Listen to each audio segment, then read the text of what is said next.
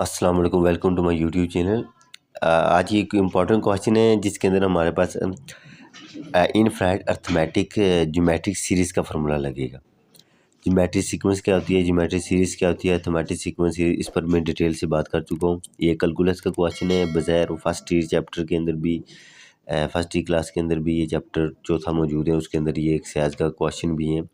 तो कह रहे हैं कि एक बाल थ्रो हो रही है 5000 फुट से, वो नीचे गिर जाएगी, फिर ऊपर 4000 से जाएगी, फिर नीचे आएगी तो 3000, फिर जाएगी ऊपर से, फिर 32,000 से पीछे आती जाएगी। उसके अंदर जो रेशो है ना, रेशो वो 4/5 है। अब देखिएगा फर्स्ट रेशो क्या है, 4000 है, ठीक हो गया, हमने एक लिया।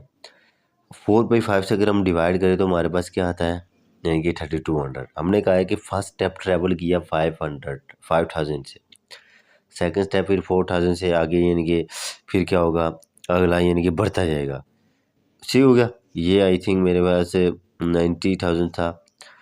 तो अब देखिएगा सम ऑफ इनफाइनाइट सीरीज मालूम करना है। उसका रीज़न ही क्या है कि ये A1 है, A2 है, A3, लेकिन हमें भी नहीं पता कि n नंबर कहाँ तक जा रहा है। तो सम ऑफ इनफाइनाइट का फार्मूला होता है S infinity to A/1 - R।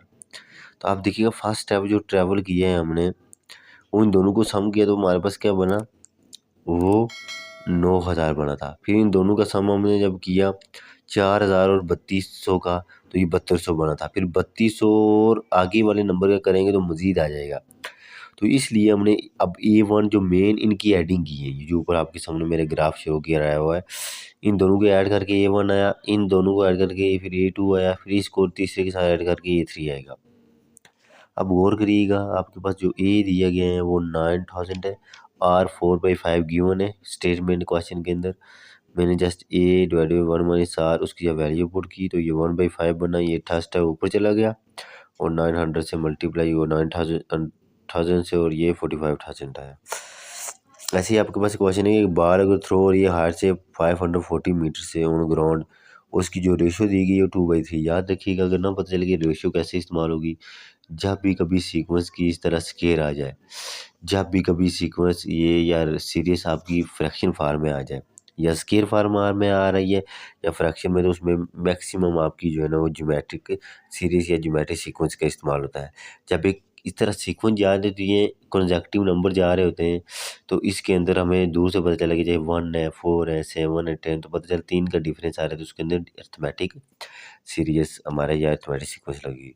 अब देखिएगा ये 540 से लेकर 360 है, ये चलते चलते ये 2/3, 540 मल्टीप्लाई 2/3, तो ये क्या आएगा 360 मीटर।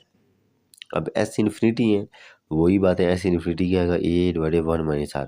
अब ए की जगह आएगा हमारे पास 900 जो गिवन दिया गया है, यानी कि इन दोनों को जमा किया है। 900 कैसे आया हमारे पास, मैं आपको बताता हूँ। 540 और 360 को जमा करें तो मेरे पास क्या आ जाएगा 900।